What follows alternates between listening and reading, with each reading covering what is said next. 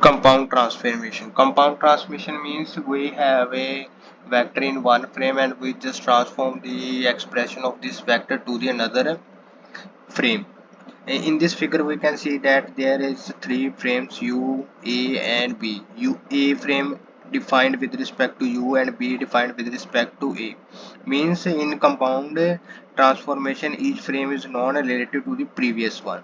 And here U we used as a reference frame. And we have a vector which is defined in frame B, that is PB, and we want the expression of this vector in frame U, which we express by using the homogeneous transformation matrix, which we would learn in the previous videos. So let's start.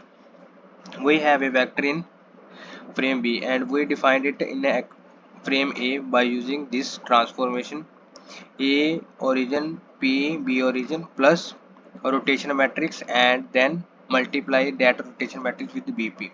And here this is the mathematical equation to express the BP vector into frame A. And this is the homogeneous transformation matrix to convert vector from B frame to A frame.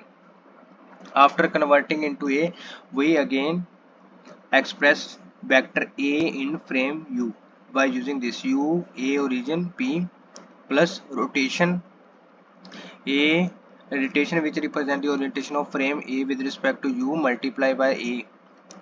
Thus, and this is the final equation of transformation of this vector BP expression in frame U, that is U which we want to found, that we just convert first vector BP into frame A and then we transform from A to U, and this is the final transformation, and this is the mathematical equation of transformation of vector.